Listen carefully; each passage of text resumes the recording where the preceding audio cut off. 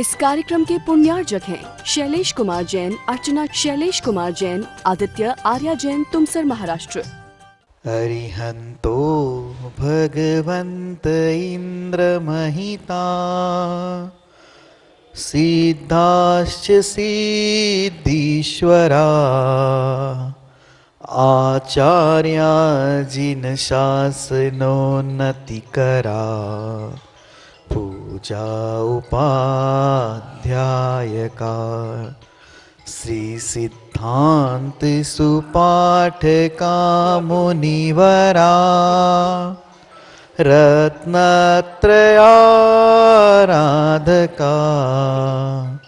पंचेते परमेष्टिना प्रतिदिनं कुर्वन्तु ते मंगलम् कुर्वन्तु ते मंगलम् कुर्वन्तु ते मंगलम। बोलो पंच परमेष्टि भगवान की, 1008 श्री आदिनाथ भगवान की जय। बोलो अंतिम तीर्थेश भगवान महावीर स्वामी की जय। बोलो आचार्य भगवान गुरुदेव श्री विशुद्ध सागर मुनि महाराज की जय। बोले मुनि श्री सुप्रभ सागर जी महाराज की जय। बोले मुनि श्री प्रणत सागर जी महाराज की जय। जन बंधुओं, समीचीन विकल्पों का सम्यक समाधान, इस कार्यक्रम में मैं आप सभी का स्वागत करता हूं। यूट्यूब चैनल सुप्रभुवाच की प्रस्तुति समीचीन विकल्पों का सम्यक समाधान। इस कार्यक्रम की खासियत यह है कि इसमें जो सम्यक प्रत्यय लगा हुआ है वो अपने आप में ही, जैसे दीपक अपने आप में ही उजागर होता है या अपने आप में ही क्या कहते हैं ऊर्जावान रहता है, वैसे ही यह सम्यक समाधान है। सम्यक प्रत्यय से ही जो समाधान है वह अपने मन में जो उठने वाले उथल पुथल है, जो विकल्प है, उसको शांत करता है। अगर आपके मन में कोई विकल्प हो, अगर आपके मन में कोई बेचैनी हो, अगर आप रात में चैन से सो नहीं पा रहे हो, अगर आपके मन में कोई विकल्प हो और वो विकल्प का आप समाधान चाहते हो, तो आप हमारे कार्यक्रम से जरूर जुड़ सकते हैं। आचार्य भगवान गुरुदेव विशुद्ध सागर महाराज के परम आशीर्वाद एवं मुनि श्री सुप्रभ सागर जी महाराज एवं मुनि श्री प्रणत सागर जी महाराज, इनकी पावन अनुकंपा से यह कार्यक्रम दिन ब दिन चल रहा है। और इस कार्यक्रम में देश विदेश एवं विभिन्न प्रांतों के जो श्रावक है, उपस्थित श्रावक है, उनके मन में जो विकल्प उपस्थित हो रहे हैं उसका समाधान प्राप्त हो रहा है। तो जानते हैं आज के कार्यक्रम को, और आज के कार्यक्रम को शुरू करते हुए मुनि श्री प्रणत सागर जी महाराज के चरणों में बारंबार नमोस्तु एवं निवेदन करते हैं कि वो आज के कार्यक्रम को गति प्रदान करें। नमोस्तु नमोस्तु नमोस्तु। ओम नमः सिद्धेभ्य।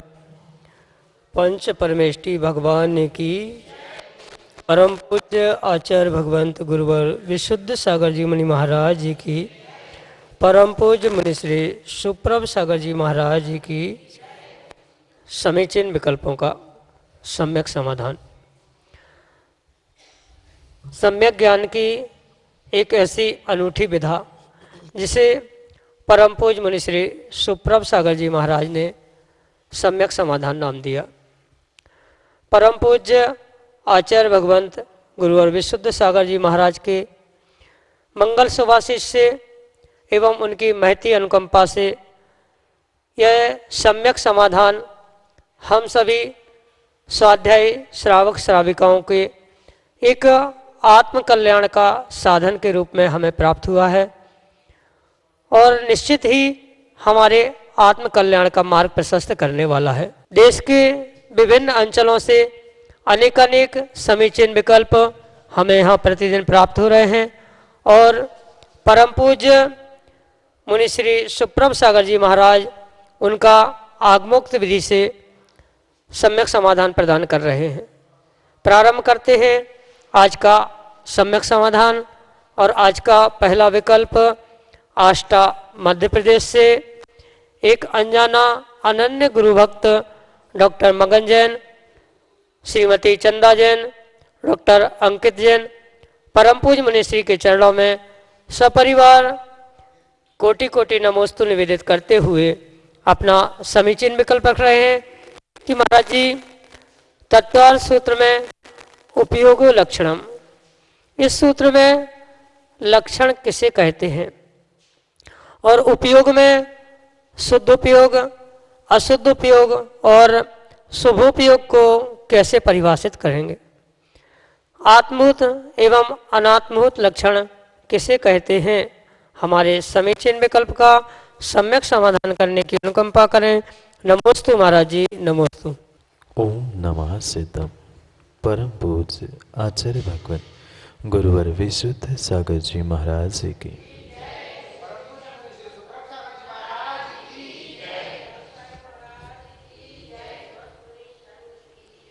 व्यतिकीर्ण व्यावृत्ति वस्तुर हेतुर लक्षणम। आचार्य भगवंत कहते हैं, बहुत सारी मिली हुई वस्तुओं में से किसी वस्तु को पृथक करने के लिए जो चिन्ह, जो लांछन, जो गुण बताया गया है उसे ही आगम में लक्षण कहते हैं। व्यतिकीर्ण व्यावृत्ति यानी मिले हुए बहुत सारे पदार्थ या वस्तु में से किसी एक वस्तु की पहचान करने के लिए जो उसकी विशेषता कही जाती है उसे ही आगम में लक्षण कहा गया।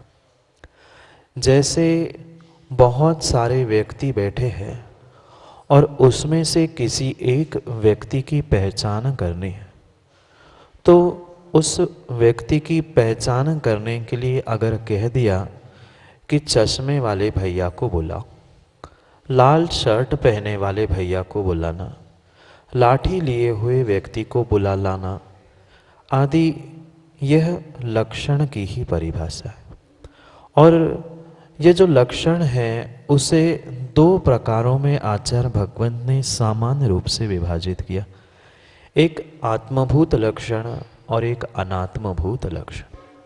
जो बहिरंग लक्षण हुआ करता है यानी बहिरंग गुणों से, बहिरंग प्रकार से जिसकी पहचान की जाती है वह अनात्मभूत लक्षण होता है, और जो अंतरंग लक्षण से पहचान बनाई जाती है उसे आत्मभूत लक्षण कहते हैं।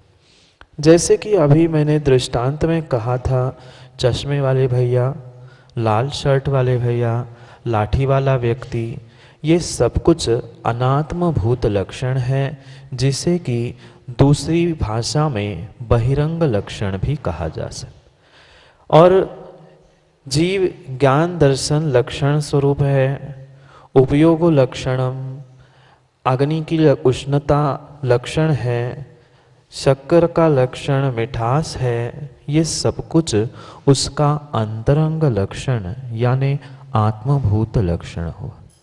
जो आत्मभूत यानी एकमेक रूप होता है, जिसको स्वरूप से लक्षण कहा जाता है या जो स्वरूप का लक्षण होता है उसे हम आत्मभूत लक्षण कह सकते हैं। और बहिरंग रूप से जिससे पहचान होने वाले जो गुणधर्म हैं उसे आगम में अनात्मभूत लक्षण का।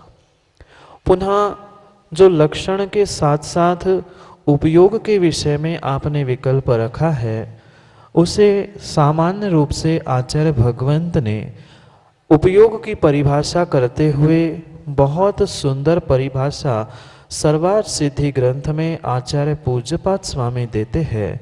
उभय निमित्त वशात चैतन्य अनुविधायी परिणामः उपयोगा। पुनः सुनना, उभय निमित्त वशात चैतन्य अनुविधायी परिणामः उपयोगा। अंतरंग बहिरंग निमित्तों को साथ लेते हुए जो चैतन्य का यानी जीव द्रव्य का अनुविधायी परिणाम है यानी अविनाभावी परिणाम है उसे ही आगम में उपयोग कहा।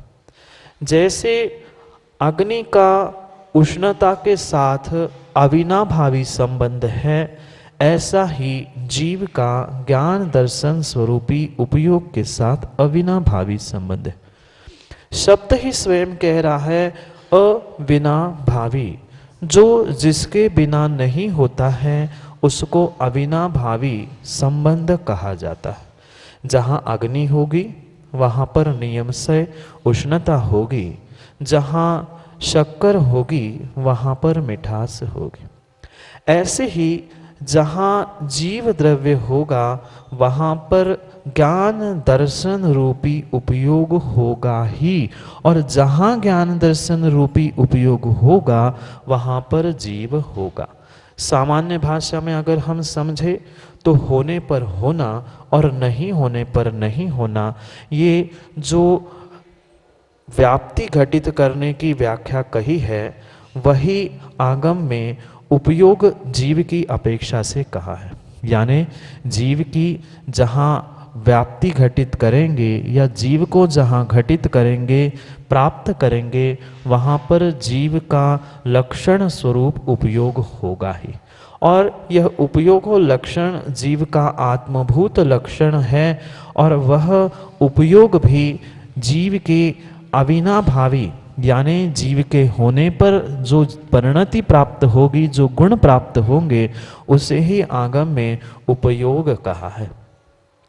क्योंकि उपयोग की परिभाषा सामान्य रूप से हमने भिन्न समझी है और सिद्धांत के परिप्रेक्ष्य में यह जीव का अविनाभावी परिणमन ही उपयोग है।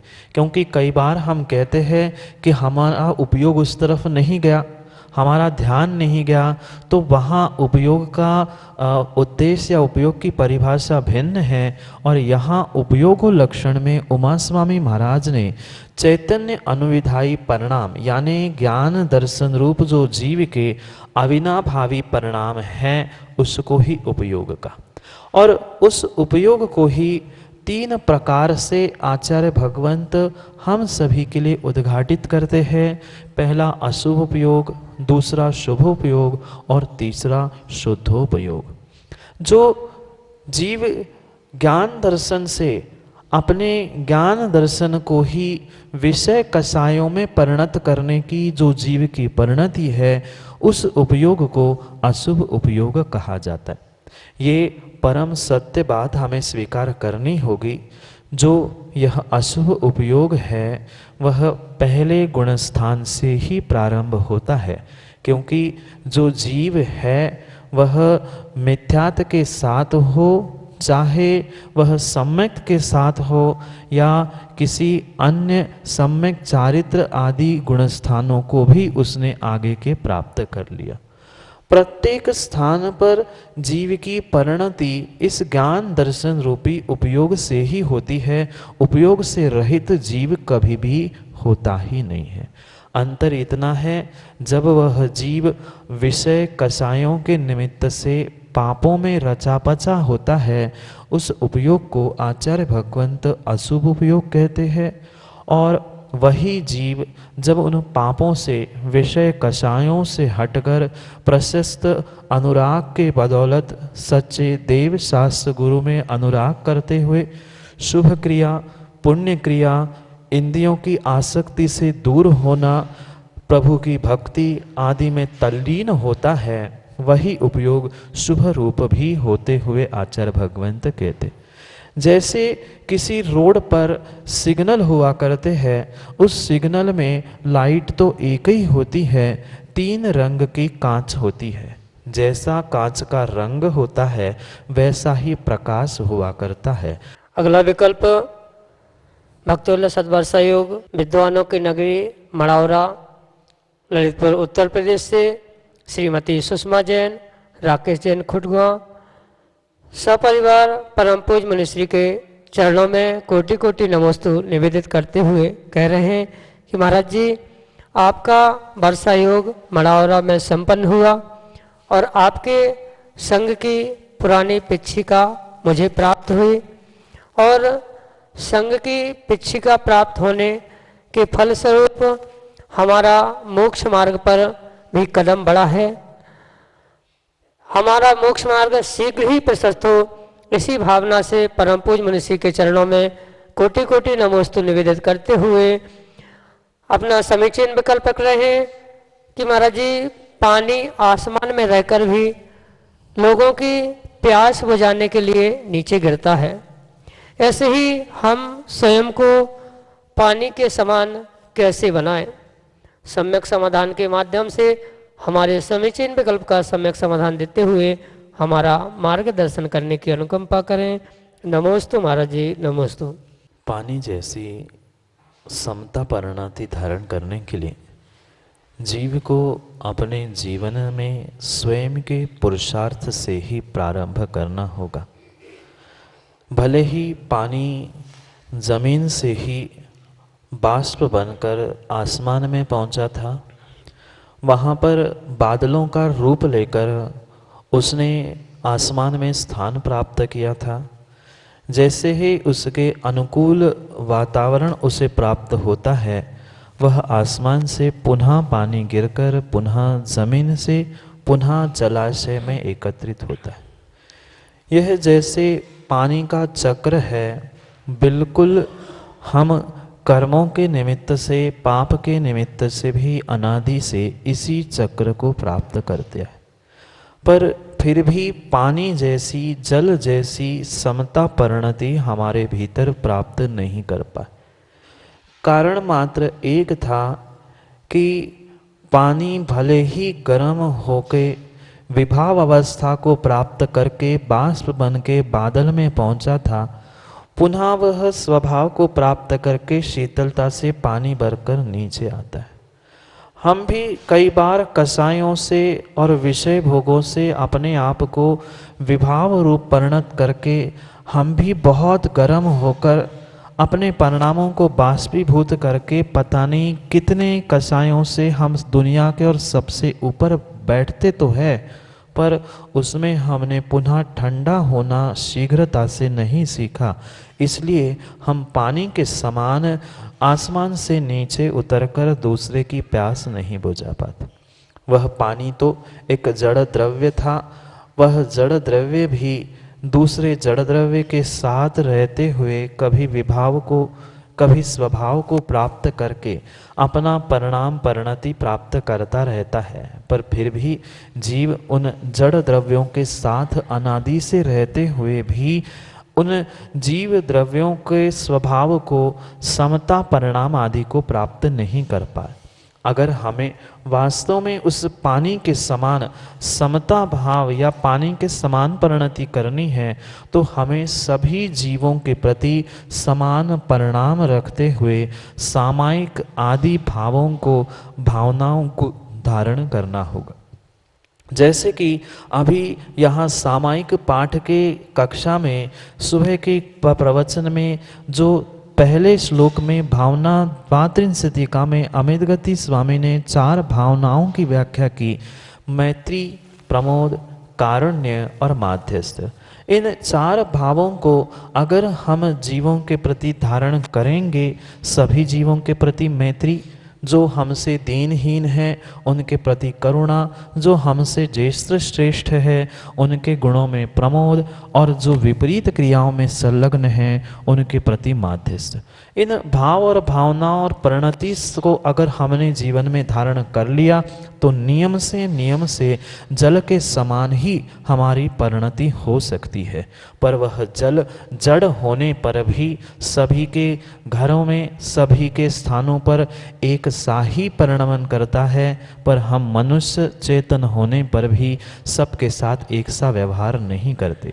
ये हमारी के अनादि के संस्कार और अनादि के जो मिथ्या भ्रांतियाँ हमारे भीतर फैली हुई है, उसके कारण हम राग द्वेष में उलझे होने से उसे ठीक नहीं कर पा रहे। अगले विकल्प के लिए हमारे सामने है मोदी राजकुमार जैन, गुरसराय, झांसी, उत्तर प्रदेश से, जो कि अपना समीचीन विकल्प परम पूज्य मनीश्री के समक्ष रख रहे हैं। बोलो चिंतामणि पार्श्वनाथ भगवान की जय, मुनिश्री सुप्रभु सागर महाराज की जय, मुनिश्री प्रणत सागर महाराज की जय। हो गुरुवर, मेरा बारंबार नमोस्तु नमोस्तु नमोस्तु। जैसा कि सभी जानते हैं कि पूजा करते समय द्रव्य चढ़ी हुई है ननमाल हो जाती है, तो क्या थोना में चढ़ी हुई लोग या पीले चावल भी नरमाल हो जाते हैं, तो थोने में जल डालकर माथे पर लगाते हैं, और लगाना चाहिए कि नहीं। एवं शांति पाठ में कहते हैं कृपा कर जाओ अपने अपने धाम, या सही है या गलत है? बहुत अच्छा विकल्प है। जो थोने में हम लौंग, पीले चावल आदि जो भी द्रव्य रखते हैं वह किसी अपेक्षा से निर्माल्य भी है और किसी अपेक्षा से एक संकेत भूत द्रव्य भी उसे कहा गया। जो बाकी पूजा की द्रव्य तो हम साक्षात निर्वपामिति स्वाहा करके चढ़ाते हैं तो वो तो निर्माल्य है, उसमें किसी को कोई विकल्प नहीं।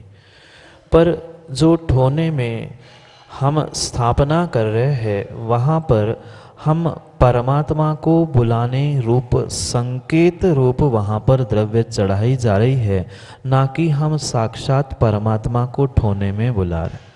बहुत सारे जीवों को यह भ्रम है कि उस परमात्मा जब सामने प्रतिमा रूप है और हम उस हृदय में बुला रहे हैं तो ठोने में चढ़ाने की क्या आवश्यकता है।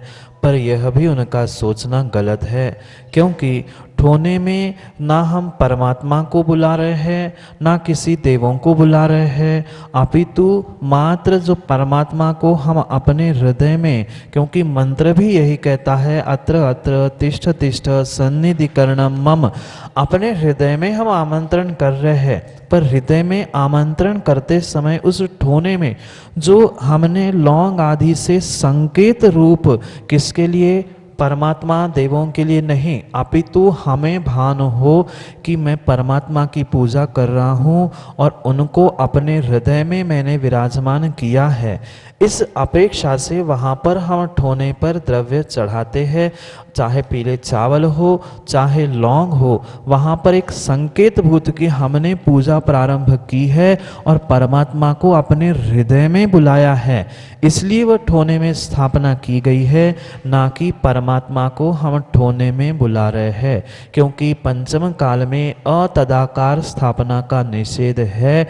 कहाँ स्थापना जा रहा है, ठोने में स्थापना की जा रही है, पर साक्षात स्थापना हम हृदय में कर रहे हैं।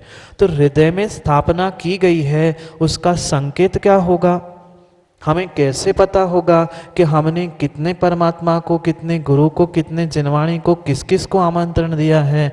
इसका एक संकेत रूप उस ठोने में हमने वह द्रव्य चढ़ाई है। जैसे कुछ दिन पहले भी हमने कहा था कि एक क्लास में, स्कूल में प्रेजेंटी के समय में विद्यार्थी जो आया हुआ स्टूडेंट प्रेजेंट, एब्सेंट आदि जो संकेत रजिस्टर में होते हैं, वह रजिस्टर में एब्सेंट प्रेजेंट होने से वह विद्यार्थी प्रेजेंट एब्सेंट विद्यार्थी भिन्न था और रजिस्टर भिन्न था। जैसे रजिस्टर में एक संकेत रूप एब्सेंटी प्रेजेंटी नोट की जाती है, ऐसे ही एक संकेत रूप ठोने में प्रेजेंटी एब्सेंटी रूप हमने लौंग रखी है, चढ़ाई है, और वह चढ़ी हुई द्रव्य होने से या परमात्मा को संकेत रूप आमंत्रण करके उसमें चढ़ानी होने से हम उसमें जल डालकर माथे पर लगाते हैं। पर पानी डालकर माथे पर लगाना, आसिका लेना, ऐसा मंत्र या ऐसा कोई आगम में पूर्वाचार्यों का व्याख्यान नहीं है, पर ये परम सत्य है। ठोने में स्थापना होनी चाहिए, इस विषय में आचार्य भगवंतों के मंत्र और उसका व्याख्यान तो मिलता है, पर उसकी आसिका आदि लेने का कोई व्याख्यान प्राप्त नहीं होता। वह एक संकेत भूत है और हमने उसे संकेत भूत माना है। अगर पूज्य मानकर कर रहे हैं तो भिन्न विषय है, पर वास्तव में उसका कोई ऐसा विशेष व्याख्यान आगम में प्राप्त नहीं होता। और रही बात जो शांति पाठ आदि में कृपा करे जाए अपने अपने स्थान, वहाँ पर हम परमात्मा को अपने स्थान पर भेज नहीं रहे, अपितु हमने पूजा करते समय जो इंद्र गणों को बुलाया था, जो सम्यक दृष्टि देवों को, क्योंकि आपने अगर सच्चे भावों से पूजा आदि की है तो नियम से सहयोगी सम्यक दृष्टि देव आपके सहयोग के लिए, आपके साथ पूजा भक्ति आदि करने के लिए वहाँ आए होंगे और आते ही है। उन देवों को, नाधि देवाधिदेव परमात्मा को हम वापिस नहीं भेज रहे। वहाँ कृपा करे जाए अपने अपने स्थान, वहाँ हम जो देवगण, क्योंकि कहते क्या है, आए जो जो देवगण, देवगणों को कह रहे हैं आए जो जो परमात्मा नहीं। परमात्मा हम हृदय में विराजमान करते हैं, तो परमात्मा को कौन अपने हृदय से निकालना चाहता है? ना हम ठोने में बुला रहे हैं, ना परमात्मा को ठोने से भगा रहे हैं। वहाँ जो आए आए देवगण हैं, यानी जो सम्यक दृष्टि देव शास्त्र गुरु की आराधना करने मेरे साथ जो कोई भी आए हैं, उनको कह रहे हैं कि मेरी पूजा हो गई है, आपने जो सहयोग किया मेरे साथ, जो भक्ति पूजा आदि की है, तो आप अपने अपने स्थान पे पुनः चले जाए। आपको अब मैं कल पुनः पूजा के समय में आमंत्रित करूंगा। इस अभिप्राय से वहां देवों को वापस भेजा है, ना कि देवाधिदेव को। हम आप सभी लाभ ले रहे थे समीचीन विकल्पों का सम्यक समाधान इस कार्यक्रम का। यह कार्यक्रम प्रतिदिन 5:13 पे YouTube चैनल सुप्रभ वाच पे प्रसारित होता है। इसका पुनः प्रसारण फेसबुक के माध्यम से भी होता है। अगर आप फेसबुक के उपभोक्ता हो तो फेसबुक पर सुप्रभ वाच या श्रवण सुप्रभ सागर जी महाराज के नाम से पेज है, उस पेज को आप सर्च करके लाइक करके इस कार्यक्रम का लाभ ले सकते हो। अगर आपके मन में उठने वाले जो विकल्प है उसका आप सम्यक समाधान प्राप्त करना चाहते हो तो नीचे डिस्क्रिप्शन में एवं पट्टी पे जो व्हाट्सएप के नंबर चल रहे हैं उस पे आप ऑडियो मैसेज, टेक्स्ट मैसेज या वीडियो मैसेज के माध्यम से अपना समीचीन विकल्प हम तक भेज सकते हो। अगर आपकी सुविधा के लिए यह नंबर मैं दोहराता हूँ 8707548811 8707548811। एक अन्य नंबर भी है 7415306441। अगर आप जीमेल के उपभोक्ता हो, अगर आप जीमेल के माध्यम से अपना समीचीन विकल्प हम तक भिजवाना चाहते हो तो हमारा जीमेल आईडी है samyak.samadhan@gmail.com। मैं मुनिश्री के चरणों में एवं प्रणत सागर जी, मुनिश्री सुप्रभ सागर जी प्रणत चरणों में बारंबार नमोस्तु करता हूँ और यह आज के कार्यक्रम को यही विराम देता हूँ। नमोस्तु नमोस्तु नमोस्तु। इस कार्यक्रम के पुण्यार्जक हैं शैलेश कुमार जैन, अर्चना शैलेश कुमार जैन, आदित्य आर्या जैन, तुमसर महाराष्ट्र।